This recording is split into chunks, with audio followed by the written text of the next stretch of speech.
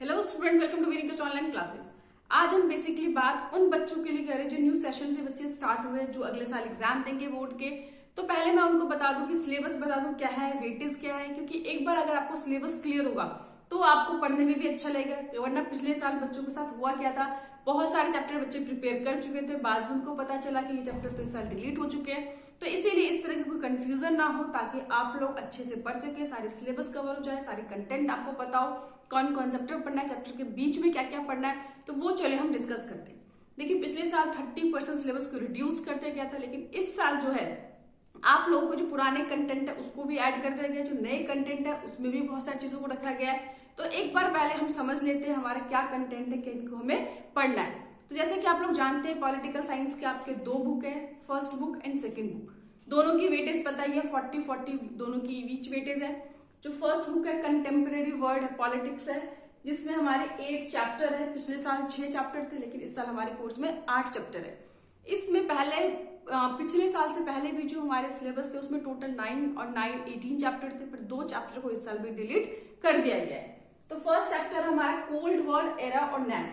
Last year से इसका नाम बदल दिया गया था, पहले द कोल्ड वॉर एरा था, इसमें नैम डाल दिया गया है। तो नैम अगर इसमें डाल दिया गया है तो नैम की जो इंपॉर्टेंस है उस टॉपिक की वैसे बहुत ज्यादा बढ़ जाती है, क्योंकि चैप्टर के नाम में ही उसे नैम डाल दिया है।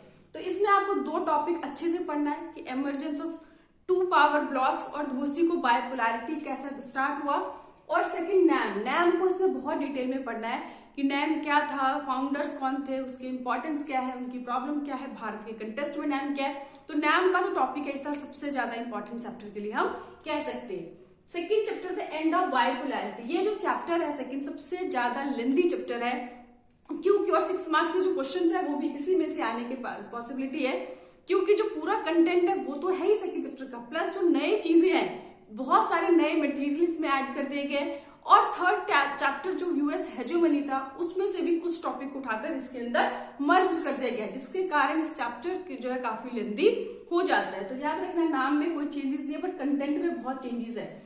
सबसे पहले सोवियत यूनियन डिसइंटीग्रेट कैसे हो गया उस टॉपिक को पढ़ना है। यूनिपोलैरिटी का जो दौर था वो स्टार्ट हुआ। मिडिल ईस्ट क्राइसिस अफगानिस्तान, ये बहुत इंपॉर्टेंट है, लेंथी टॉपिक भी है। डेमोक्रेटाइजेशन, CIS और 21st सेंचुरी में जो अरब स्प्रिंग, ये आपको इतने सारे टॉपिक जो है आपको सेकंड चैप्टर में से कवर करना है। और फर्स्ट और सेकंड चैप्टर को मिलाकर जो वेटेज है, मार्क्स है, वो 12 है। याद रखना, सेकंड चैप्टर बहुत इंपॉर्टेंट है, 6 मार्क्स के क्वेश्चन इसी में से आने की पॉसिबिलिटी है। बाकी जब हम और भी डिटेल में पढ़ेंगे तो मैं बता दूंगी कौन सा चैप्टर कितना ज्यादा इंपॉर्टेंट है। फिलहाल यहाँ पे हम सिलेबस को समझ लेते हैं। थर्ड चैप्टर है new centre of power. Last year भी सेम सिलेबस था और सेम कंटेंट भी है, जिसमें ऑर्गेनाइजेशन में यूनाइटेड जो आपको करना है, यूरोपियन यूनियन, आसियान, सार्क और ब्रिक्स देश में, क्योंकि ये जो देश है जैसे रशिया, चाइना, इजराइल और इंडिया, ये बहुत तेजी से ग्रो करे, डेवलप करे, तो इनकी क्या ताकत है, क्या क्यों ये सुपर पावर बनने की कैपेबिलिटी रखती है, ये सारी चीजें हमें पढ़ना है। फोर्थ चैप्टर है south Asia and the contemporary world. तो थर्ड और फोर्थ मिलाकर भी वेटेज 12 मार्क्स का है। इसमें हमें पढ़ना है conflicting effort for piece and democratisation in south Asia, कि साउथ एशिया के जितने भी देश हैं किस तरह से डेमोक्रेसी, शांति के लिए उनके एफर्ट्स, उनकी जो प्रॉब्लम चलती रही, जिसके अंदर आपको बताना है सबसे पहले पाकिस्तान, नेपाल, बांग्लादेश, श्रीलंका और मालदीव। तो ये भी कुछ चेंज नहीं हुआ, पिछले साल भी यही सिलेबस था, इस साल भी यही कंटेंट, यही टॉपिक हमें पढ़ना है। Fifth chapter United Nation and its organisation. इसमें हमें जो बेसिकली यूनाइटेड नेशन के जो प्रिंसिपल ऑर्गन्स है, उनकी जो मेन एजेंसी है, एजेंसी में यूनेस्को, यूनिसेफ, WHO और हमें कौन सा पढ़ना है, ILO। ठीक है, ये तो एजेंसी हो गई। उसके बाद सिक्योरिटी काउंसिल में लगातार डिमांड उठी उसके एक्सपेंशन की, तो आखिर क्या जरूरत है उसके एक्सपेंशन की, तो ये टॉपिक भी आपको साथ में कवर करना है।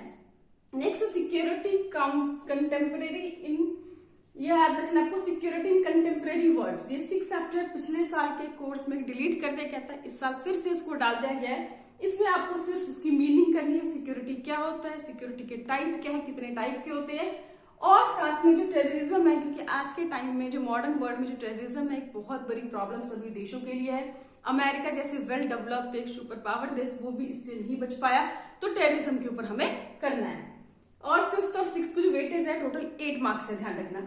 नेक्स्ट 7 चैप्टर है एनवायरमेंट एंड नेचुरल रिसोर्सेज। उसके अंदर जितने भी एनवायरमेंट मूवमेंट है, जैसे कि ग्लोबल वार्मिंग हो गया, क्लाइमेट चेंज हो गया, नेचुरल रिसोर्स कंजर्वेशन, ये 3 टॉपिक हमें यहाँ पे करना है।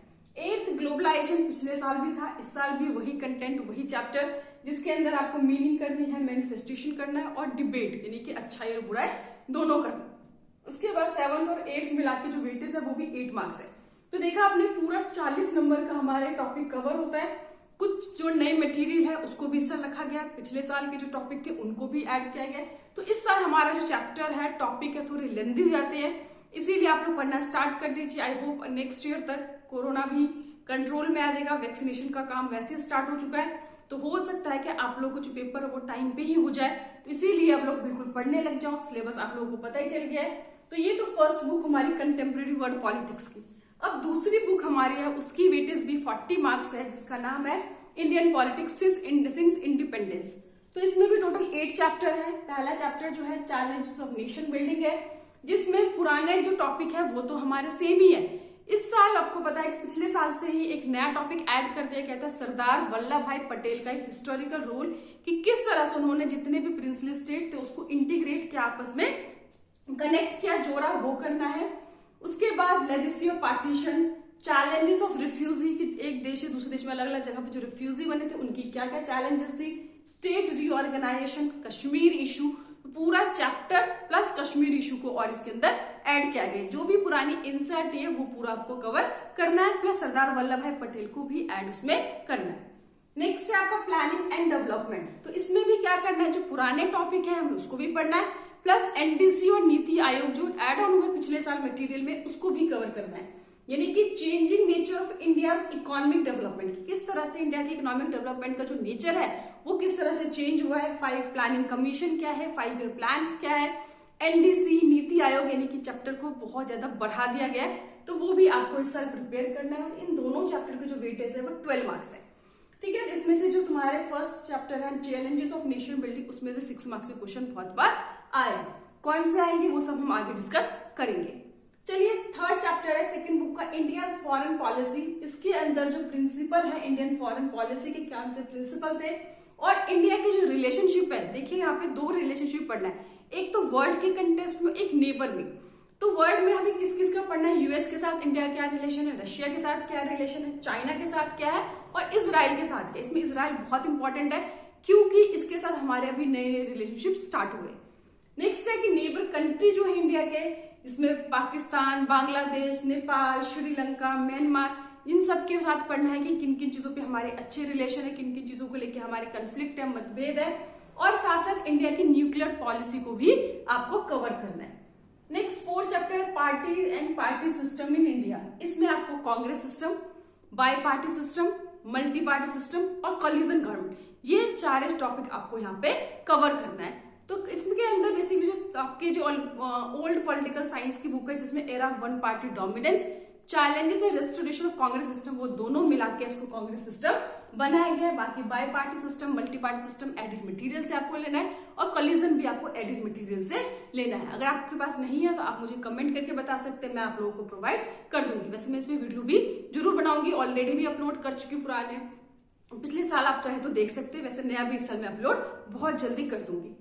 नेक्स्ट है हमारा 5th डेमोक्रेटिक रिसर्जेंस। इसमें आपको क्या करना है, जयप्रकाश नारायण के द्वारा टोटल रेवोल्यूशन जो मूवमेंट चला था, पंडित दीनदयाल उपाध्याय का integral humanism, Ram Manohar Lohia socialism पे क्या था, उसके बाद देश में जो नेशनल इमरजेंसी, उस पूरे टॉपिक को कवर करना है, और डेमोक्रेटिक अपसर्ज, यानी कि आफ्टर इंडिपेंडेंस 3 बार डेमोक्रेटिक अपसर्ज देखने को मिला है, उन तीनों को आपको यहाँ पे कवर करना है।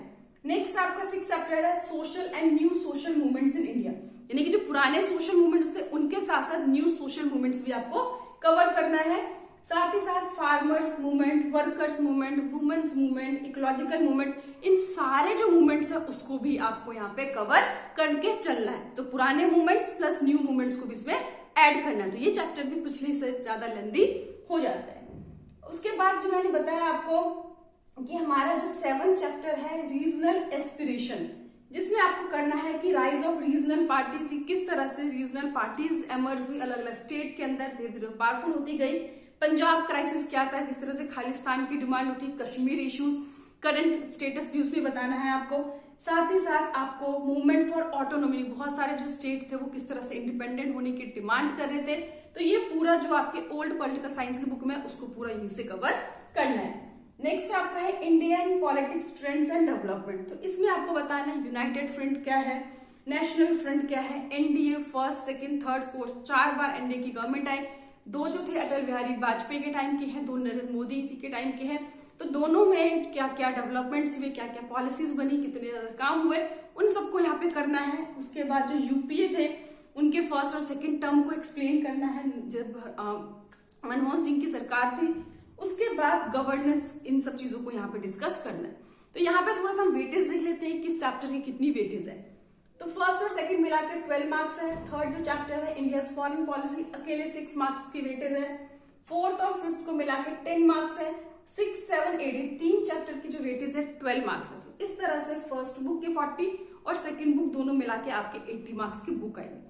आई होप आप लोगों को सारे जो कंटेंट है, सिलेबस है, क्लियर हो गया होगा। कोई भी डाउट हो, प्रॉब्लम है, आप लोग मुझे कमेंट करके बता सकते हैं। पुराने वीडियोस ऑलरेडी मैं अपलोड कर चुकी हूँ, नए भी वीडियो साल के जैसे जैसे आप लोग चाहेंगे वैसे वैसे वीडियोस आप लोगों को मिलती जाएगी। एक बात मैं जरूर आप लोगों से पूछना चाहूंगी, क्या मैं पूरा एक वीडियो चैप्टर वाइज बनाऊं या जो टॉपिक इंपॉर्टेंट ले लेके वीडियोस बनाऊं? तो आप लोग जैसा भी कमेंट करेंगे उसके हिसाब से आप लोग को बहुत जल्दी वीडियोस मिल जाएंगे। Thank you.